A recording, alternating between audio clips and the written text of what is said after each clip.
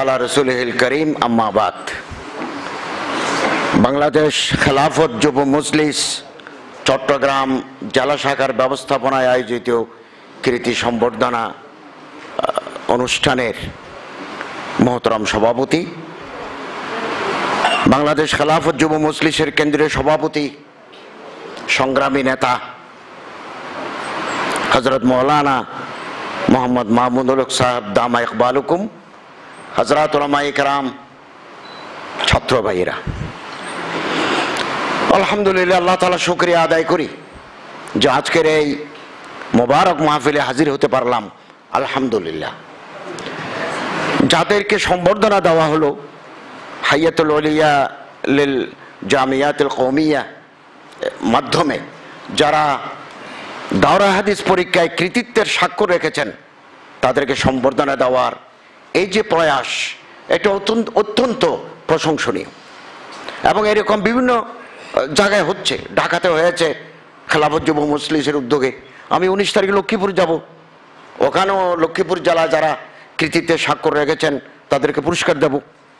আমি মনে করি খেলাফত যুব মজলিস যেই ধারাবাহিকতা শুরু করেছে, এটা বাংলাদেশের বিভিন্ন জেলায় ছড়িয়ে দেওয়া দরকার। দাওরা হাদিস যারা কৃতিত্বের স্বাক্ষর রেখেছেন, নিঃসন্দেহে তারা আমাদের মেধাবী সন্তান।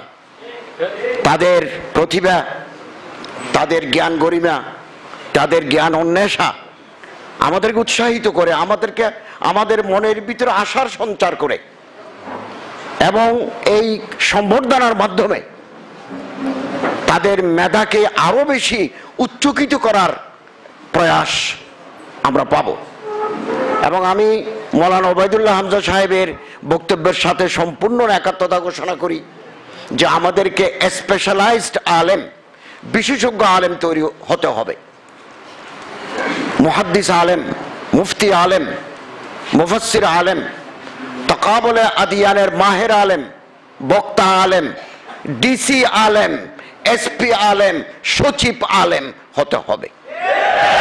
ঢাকা বিশ্ববিদ্যালয়ের বিগত 10 বছরের ইতিহাস পর্যালোচনা করলে দেখা যায় ক গ্রুপ, খ গ্রুপ, বিভিন্ন গ্রুপে মাদ্রাসার ছাত্ররা 1 নম্বর অথবা 1 থেকে 10-এর ভিতরে। এবং এই জন্য মাদ্রাসার ছাত্ররা যাতে বিশ্ববিদ্যালয়ে ভর্তি হতে না পারে, আমার দেশের ইউনিভার্সিটির সম্মানিত প্রফেসররা নানা কল কৌশল করে মাদ্রাসার ছাত্রদেরকে বিশ্ববিদ্যালয়ে ভর্তি হতে তারা বাধাগ্রস্ত করেছে, কিন্তু তারা পারেন না, তারা সফল হয় নাই। তাদের এই ধর্ম নিরপেক্ষতা বাদী এই মানসিকতা আমাদের দেশের মেধা বিকাশের সহায়ক নয়। আলহামদুলিল্লাহ, আজকে কওমি মাদ্রাসার ভিতরে এমন এমন যোগ্য ছাত্র বেরিয়ে আসছে যারা আন্তর্জাতিক পর্যায়ে, আমার কাছে একটা লিস্টই আছে, যারা মাদ্রাসার হাদিসে তাকমিল করার পরে আবার MA করেছেন, আবার PhD করেছেন, আবার ব্যারিস্টারি করেছেন। এইরকম একজন নয়, উপমহাদেশে শত শত হাজার হাজার আছে। এবং আমি আমার ছাত্র ভাইদেরকে বলবো, লেখাপড়ায় আমরা মনোযোগী হই, বিদেশি ভাষা শিখি। শেখুল ইসলাম আল্লামা তকি উসমানী বলেন যে তিনি যখন সেন্ট্রাল এশিয়া গেছেন, এই কিরগিজস্তান, তাতারিস্তান, আজারবাইজান, তারপরে উজবেকিস্তান, বিপ্লবের পরে, বলশেবিক আন্দোলনের পরে 70 বছর যখন রাশিয়াতে সমাজতন্ত্র ছিল, ইসলাম হযরত ইমাম বুখারীর দেশ, ইমাম তিরমিজির দেশ, ইমাম মুসলিমের দেশ, আল মুস্তাদর লিল হাকিম আন-নাইসাপুরীর দেশ, উসুলে শাসিওয়ালার দেশ শাস, ওই এলাকায় আবার মাদ্রাসা চালু হয়েছে। এখন মেশকাত শরীফ ফার্সিতে পড়াতে পারে, হেদায়া ফার্সিতে পড়াতে পারে, তিরমিজি ফার্সিতে পড়াতে পারে, এরকম আলেম দরকার, কিন্তু নাই। দক্ষিণ আফ্রিকায় বহু মাদ্রাসা আছে, ইংল্যান্ডে বহু মাদ্রাসা আছে, যারা তিরমিজি, বুখারী, মুসলিম, নাসাই এগুলো, এই কিতাবগুলো ইংরেজি ভাষায় পড়াতে পারে। এরকম যোগ্য আলেমের দরকার এই সমাজে। আমি আশা করব আমাদের এই কৃতি ছাত্র ভাইয়েরা তারা কৃতিত্বের আরো স্বাক্ষর রাখবেন এবং বর্তমান যারা আলেম ওলামা আছেন, মুহাক্কিক, মুতাবাহহির আলেমে দ্বীন, তারা বিদায় হয়ে যাবেন, পৃথিবীর নিয়ম। আগামী দিন আপনারা এসে মসনদে বসবেন। এবং আলহামদুলিল্লাহ আমাদেরকে তকি উসমানীর মতো, হযরত মাওলানা মুফতি মামুনুল হক সাহেবের মতো জয়্যত মুস্তাহিদ সংগ্রামী আলেম হতে হবে। আপনি যদি আজকে ওয়াজের ময়দানে কোরআন শরীফের আয়াত দেন, ইত্তাকুল্লাহ হাক্কা তুকাতিহি ওয়া লা তামুতুন্না ইল্লা ওয়া আনতুম মুসলিমুন, টাকা পাবেন, বিমান ভাড়া পাবেন, এবং আপনার পকেট ভরে হাদিয়া দেবে। আমি আজ সকালে ফার্স্ট ফ্লাইটে আসছি যে রাজশাহী ঢাকা হয়ে আজ সকালে। কিন্তু আপনি যখন ওয়াইদুল্লাহুম মাস্তাতাতুম মিন কুওয়া ওয়া মিন রিবাতিল খাইল তুরহিবুনা বিহি আদুওয়াল্লাহি ওয়া আদুওয়াকুমের তাফসীর করবেন, আপনার উপর খড়গ নেমে আসবে। আজকে হযরত মাওলানা মামুনুল হক সাহেব, শেখুল হাদিস আল্লামা আজিজুল হক রাহমাতুল্লাহ আলাইহি জিগর গোসা, বিপ্লবী কণ্ঠস্বর আমার দেশের। যে কোনো ফিতনা মাথা ছাড়া দিয়ে উঠলে তিনি সিংহের মতো গর্জে উঠেন। আর এই গর্জন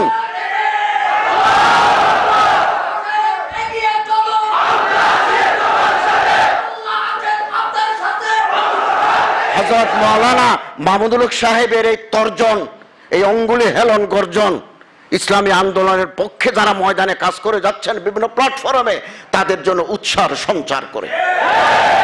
এবং আপনি দেখবেন কেবল নিজের দেশের ভিতরে নয়, মুলকি সাতাহতে নয়, বাইনাল আকওয়ামি সাতাহ, ইন্টারন্যাশনাল, ইন দ্য গ্লোবাল কনটেক্সটে কোন আলেম, কোন মাহের ব্যক্তি যদি ইসলামের পক্ষে, ইসলামের শ্রেষ্ঠত্বের পক্ষে কথা বলেন, তার উপর খড়গ নেমে আসবে। তিনি দেশ থেকে বিতাড়িত হবেন, তার সম্পত্তি বাজেয়াপ্ত হয়ে যাবে, তাকে ধরার জন্য ইন্টারপোল পুলিশ পাঠাবে। পৃথিবীর ইতিহাস তার সাক্ষী। সাপকে লম্বা না বলা, বাচ্চা না বলা, এরকম থাকলে কোনো অসুবিধা নাই। বাতিল আপনাকে ডরায় না, বাতিল মাওলানা মামুনুল হক সাহেবের মতো লোকদের ডরায়। সম্মানিত হাজরিন, এক শ্রেণীর মৌলবী, ওলামা ইসু, অথবা আমাদের কিছু আপন ভাই, আমাদের আপন গ্রুপের, আমাদের আপন তরিকার বহু মানুষ না বুঝে আমরা উল্টোপাল্টা কথা বলি। একটা সুনাই কথার উপরে আমরা মন্তব্য করে ফেলি, কঠিন মন্তব্য করে ফেলি। ইসলামী আন্দোলনের জন্য অন্তর বড় থাকা দরকার। ছোট অন্তর লই, জরফ ছোট লই, দুনিয়াতে কোনো সামাজিক বিপ্লব হয় না। এই জন্য আমাদের অন্তর বড় করা দরকার। আমি দেখেছি এই দেওবন্দি ওলামায়ে কেরাম 1947 সনে পাকিস্তান হলো, হযরত শিবির আহমদ উসমানী, আল্লামা শিবির আহমদ উসমানী, হযরত সুলাইমান নদভীর কবর আছে করাচিতে, আমি জিয়ারত করছি। এই সমস্ত হযরত থানভী রহমতুল্লাহ আলাইহি, ওনারা পাকিস্তানের পক্ষে ছিলেন। শেখুল ইসলাম আল্লামা হোসেন আহমদ মদনী রহমতুল্লাহ আলাইহি অখণ্ড ভারতের পক্ষে ছিলেন। ওনাদের একটা নজরিয়াতি ইখতিলাফ ছিল। পাকিস্তানকে তারা ইসলামী রাষ্ট্র করার জন্য যখন বারবার দাবি করলেন, পাকিস্তানের গভর্নমেন্ট থেকে বলা হলো কোন ইসলাম দেব? ইসলাম তো 70 টুকরা। আপনারা এক এক আলেম এক এক গ্রুপের পিছনে নামাজ পড়েন না। বেরলভি দেওবন্দীদের পিছনে নামাজ পড়ে না, দেওবন্দীরা বেরলভিদের পিছনে নামাজ পড়ে না, আহলে হাদিসরা আরেক জামাতের পিছনে নামাজ পড়ে না, কোন ইসলাম দেব? তখন তারা চিন্তা করলেন, আল্লামা মুফতি শফি সাহেব রহমতুল্লাহ আলাইহি ছিলেন, মাওলানা আতাহার আলাইহি ছিলেন, হাটজারি মানসার হযরত মাওলানা আব্দুল ওয়াহাব ছিলেন, খলিফায়ে হযরত থানভী। তারা চিন্তা করলেন আমাদেরকে ঐক্যের পথ ধরতে হবে এবং ওয়াহদাতে উম্মাত, only solution for the establishment of Islamic country in Pakistan. তখন তারা শিয়া, ইতিহাস খুলে দেখুন, কেবল দেওবন্দীদের মধ্যে ইত্তেফাক নয়, শিয়াদের সাথে লই, আহলে হাদিসকে লই, বেরলভীকে লই। तारीख अपने आप को बताती है, तारीख अपने आप को दोहराती है। ইতিহাস করলে দেখুন 1956 সালে শাসনতন্ত্রের জন্য যারা স্বাক্ষর করেছে, ওলামাদের 22 দফার ভিতরে কার কার দস্তখত আছে? মুফতি শফি সাহেবের, আল্লামা জোহর আহমদ উসমানের, মাওলানা সুলাইমান নদভীর, মাওলানা আতাহার আলীর দস্তখত আছে। বেরলভী খানদানের ছিল মাওলানা শফি ওখারবি, মুফতি শফি দেওবন্দি সিলসিলার, মাওলানা শফি ওখারবি বেরলভী সিলসিলার। আর শিয়াদের ভিতরে একজন আলেম, ওনারা বসি সিদ্ধান্ত নিলেন ইসলামী হুকুমতের ব্যাপারে আমাদের মধ্যে কোনো একতলাপ নাই। আমাদের একতলাপ আছে ফেকালই, তো বেরলভী এবং দেওবন্দি ফেকে হানাফি। আর যে সমস্ত মাদারেস আরবিয়া আছে ওখানে চলবে ফিকহে জাফরি, ইমাম জাফর সাদিকের ফিকহ। আর আহলে হাদিস ওয়ালারা যদি কোনো ফিকহ না মানতে চান, তার হাদিসের উপর আমল করবেন। এইটা দস্তখত করি যখন জমা দিল, পাকিস্তানের সেই কায়েমি স্বার্থবাদী গোষ্ঠী নরসরে বসলো। ওমায় এখন সমস্ত আলেম এক হয়ে গেছে, এখন তার বাধা দেওয়া মুশকিল। তখন 56 সালে শাসনতন্ত্র রচিত হলো। 58 সনে জেনারেল ইস্কান্দার মির্জা পার্লামেন্ট ভাগি দিয়ে 59-এ আইয়ুব খানে বসা দিয়ে গেল। পাকিস্তানের ইতিহাস আর কোনদিন ইসলামী শাসন কায়েম হয় নাই। আমি একথা বুঝাতে চাচ্ছি, আজকে বাংলাদেশ আমার প্রিয় মাতৃভূমি, এই দেশেও যদি সমস্ত মক্তবে ফিকিরের ওলামায়ে কেরাম ইসলামী রাষ্ট্র ব্যবস্থার পক্ষে এক হতে পারে, বিভিন্ন মেধাভেদ ভুলে গিয়ে ইত্তেফাক মাল ইখতিলাফ, ইখতিলাফের সাথে আমরা ইত্তেফাক হব, আগামীকাল বাংলাদেশের চেহারা পাল্টে যাবে। এই মানসিকতা আমাদের লালন করতে হবে। এই মানসিকতা যদি লালন করতে না পারি, ইসলামী রাষ্ট্র ব্যবস্থার স্বপ্ন অলিক থাকবে, অলিক থাকবে। আল্লাহ তাআলা আমাদের সবাইকে এই যাত্রাপথে তৌফিক দান করুন, আমিন। মাঠে ময়দানে আমাদের কাজ করতে হবে, মাঠে ময়দানে শিক্ষা প্রতিষ্ঠানে আমরা যে যেখানে আছে আমাদের সাংগঠনিক কাজ করব। ঐক্যের যখন ডাক আসবে, সমাজ বিপ্লবের জন্য যখন আওয়াজ আসবে, আমরা সবাই রাজপথে দেখা হয়ে যাব। এবং আজকে আমি এখানে মাদ্রাসার ছাত্র ভাইদেরকে বলবো, আমরা আখলাককে দুরুস্ত করি। সুন্দর চেহারা দেখলে যেন আমরা বেহুশ না হই, সুন্দর মেয়ে দেখলে যেন আমরা শীত হয়ে না যাই। 2-4 জনের ভুলের কারণে 90-95 আলেমের কপালে কলঙ্ক তিলক হচ্ছে। আমরা আখলাককে দুরুস্ত করব, আমরা গুনাহ থেকে বাঁচবো। আল্লাহ তাআলার মদদ।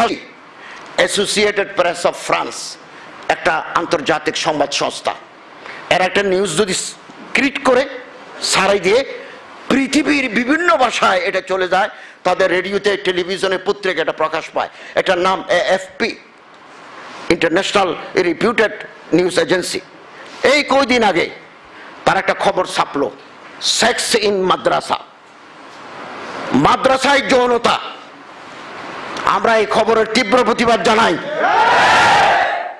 মাদ্রাসায় যৌনতা দেখো, জাহাঙ্গীরনগর বিশ্ববিদ্যালয়ে যৌনতা নাই, ঢাকা বিশ্ববিদ্যালয় নাই, আমি চট্টগ্রাম বিশ্ববিদ্যালয়ের ছাত্র, নাই কোথায়? যেখানে 2 জন জেলা প্রশাসক সাসপেন্ডেড, একজন টিউরো সাসপেন্ডেড, যেখানে স্কুলে, গার্মেন্টস ফ্যাক্টরিতে, সব জায়গায় এগুলো চলছে। মাদ্রাসার প্রতি নজর পড়ে কেন? এটা হচ্ছে আন্তর্জাতিক চক্রান্ত। আলেম ওলামাদের ইজ্জত, সমাজের বর্ষার জায়গা হচ্ছে ওলামায়ে হক্কানি রব্বানি, আসার জায়গা হচ্ছে ওলামা মাশায়েখ। ওখানে ধাক্কা দেওয়ার জন্য সেক্স ইন মাদ্রাসা, মাদ্রাসার ভিতরে যৌনতা, এটা হচ্ছে ষড়যন্ত্র। এই ষড়যন্ত্র আমাদের মোকাবেলা করতে হবে। এবং স্কুল, কলেজ, মাদ্রাসায়, এমনকি সরকারি অফিসেও যেখানে যৌনতা চলে, আমরা তার নিন্দা জানাই। আল্লাহ তাআলা আমাদেরকে হকের উপর থাকি, অন্তরকে বড় করি, ইসলামী আন্দোলনের জন্য সময় দেওয়ার তৌফিক দান করুন, আমিন। ওয়া আখিরু দাওয়ানা আলহামদুলিল্লাহ। কথা শেষ করতে চাই। AFP